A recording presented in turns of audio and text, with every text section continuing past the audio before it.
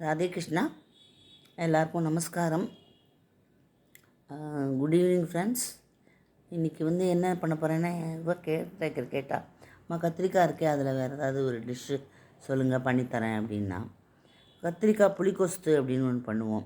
அதுக்கு என்ன பண்ணணும், கத்திரிக்காயை சுட்டும் அடுப்பில் சுட்டும் வச்சு பண்ணலாம். அப்படி இல்லை அப்படின்னா நல்லா குக்கரில் வேக வச்சுட்டு தோலோடு இருந்தாலும் சரி, தோல் இல்லாமல் இருந்தாலும் சரி, அது உங்கள் இஷ்டம், எப்படி வேணால் போட்டுக்கலாம். ஆனால் அதில் ஒன்றும் தப்பு இல்லை. அது நல்லா ஸ்மாஷ் பண்ணி வச்சுக்கணும். அதுக்கப்புறம் பச்சை மிளகா, புளி கொஞ்சம் நல்லா நீர்க்க கரைச்சி வச்சுக்கணும். அப்புறம் கடுகு திரும்ப பாரிட்டு உளுத்தம்பருப்பு, கடலைப்பருப்பு, பெருங்காயம் இதெல்லாம் போட்டுட்டு அந்த புளி தண்ணியை விட்டு நல்லா கொதிக்க விடணும். நல்லா கொதிக்க விட்டுட்டு அதை நல்லா கொதிக்கும்போது இந்த நம்ம ஸ்மாஷ் பண்ணி வச்சுருந்தா கத்திரிக்காயை அதில் போட்டுடணும். போட்டோன்னா ஒரு ஃபஸ்ட் கிளாஸ் கத்திரிக்காய் கோஸ்து ரெடி ஆகிடும். தேங்க்ஸ் ஃபார் வாட்சிங்.